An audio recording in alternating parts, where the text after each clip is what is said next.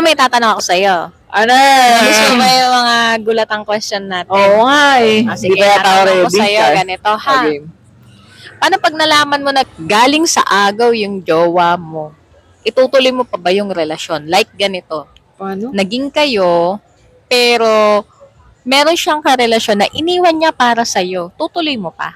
Hindi ko sinasabi sa'yo. Ay, hindi ko alam. Hindi mo alam. Ay, yun ang mahirap. Ganito guys ang sitwasyon, tatanong ko sa kanya. Halimbawa kami, bago maging kami, meron akong karelasyon na tinatago ko sa kanya. Tapos bigla akong hiniwalayan at pinurso ko siya, pero tinago ko sa kanya. Anong gagawin mo pag nalaman mo na galing sa agaw yung relasyon ninyo? Matutuwa, charing. Oh, hindi, joke lang. Siyempre, joke lang. Ang tigas! Personality ko eh, no? Hindi. Siyempre, nagwagi ako eh. Wow. Hindi, joke lang. Nagwagi ka? Joke lang. Kinalaban ka ba? Hindi, eto, Alam mo ba kung sino yung kalaban mo? Seryoso. Bali wala kang kalaban, di mo alam. Oo nga, Mali hindi ko nga yun, alam eh. bad So, yun. eto, seryoso. Ang tanong ko, paano ko nalaman?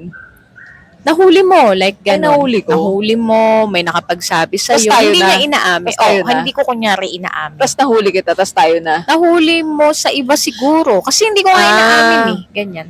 Or nahuli mo sa text, nahuli mo. Basta ako hindi ko inamin. Ay, ano sa akin yun? Red flag sa akin yun. Red flag, no? Oo, baka may pag-iwalay ako habang Paano maaga kung pa. ano, Mahal maganda mahal na ko yung... Oo, halimbawa, naka 1 year na tayo, ganyan. Ay, tapos saka ko palang Saka nalaman. mo nalaman Napakatanga ko na. naman pala, no? Oo, tapos isa sa tropa niya, yung ex niya, hindi niya sinasabi sa'yo. Tapos, Napakatanga ko naman. napakatanga mo talaga. No? Tigilan natin to. Anong gagawin mo pag gano'n? Halimbawa, malalim na yung relasyon ninyo, tapos saka mo nalaman na, oo, meron talaga akong karelasyon nun, iniwan ko. Yan yung mga ganyang galawan. Ayoko. Anong gagawin? Itutuloy mo pa? Hindi siguro. Hindi na. Kasi ano eh. Sobrang lalim ng relasyon nyo. Hindi. Mabait. Ang mangyayari kasi dyan, nagawa mo siya sa kanya, possible na magawa mo siya sa Hindi, akin. sasabihin niya, hindi sa'yo ko lang, sa kanya ko lang yung nagawa kasi Ito, iba sinabi ka. mo rin yan dun sa iniwalayan mo. Tot ka pala eh. Hindi, magkakaroon ako ng trust issue. Eh, di ba nga, ako personality totoo ko mahihirapan na ako magtiwala pag ganun. So, magiging toxic na ako sa'yo. Kasi, parang, although ganun kalalim, feeling ko mag-uunti-unting mawawala.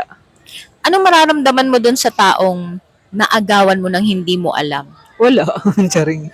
Wala, hindi ko na alam eh. Ano ang kinalaman ko dun?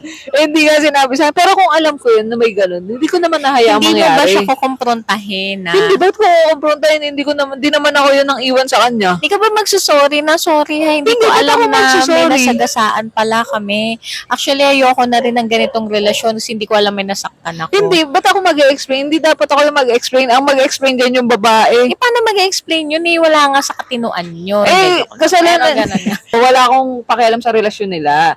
Ang sa akin lang, yung relasyon namin na hindi ko pa rin siya pala kaya mapagkatiwalaan kasi meron pala siyang hindi sinabi sa akin. Alam mo, Umpisa pa lang. ako maaawa ako doon for sa me, taong na pero ba't wala hindi siyang ginagawa? hindi mo na itutuloy yung ganong klaseng relasyon Yo. talaga. Pangit. Kasi parang simula pa lang, naglolokohan na kayo eh. Oo nga. Lalo na kung Yung matanda ka na, buong- tapos ganun yung Saka yung buong taon pala na magkasama kayo, meron ka palang hindi nalalaman. Siguro, Tama. Pero kung matanda na ako, tapos magsisettle ako sa ganyan na umpisa pa lang niloko na ako. Oo, Eh, di na. manloloko pala. Mahirap. Maghanap ako na maayos na. So, mawawala na sa'yo lahat ng mga kabutihang napagsamahan ninyo, mga ginawa Ay, niyo wala. sa'yo, ganyan, mga good memories, ganyan. Wala, ayoko na. Pati Ayoko yung na. mga Hindi binabayaran ko niyo makakalimutan. utang na magkasama. Mag-i-settle na lang namin. Hindi ko siya makakalimutan sa mga magagandang alaala, pero mas hindi ko makakalimutan yung ginawa niya. Ang ganito, ang sasabihin niya sa'yo na dati ganyan ako, pero mula nung nakilala kita, nagbago na ako eh. Sige, paano ako maniniwala? Sige nga, paano ako maniniwala? Tapos umpisa pa sasabihin niya kung nagbago ganito. ka, from the start, dapat sinabi mo na sa akin yan. Halimbawa, iniwan niya yung ex niya kasi ang drama niya is sinasaktan siya, minamaltrato siya. Umpisa pa lang, dapat sinabi mo na sa akin na ganun yung situation. Parang daw mo ang tanga.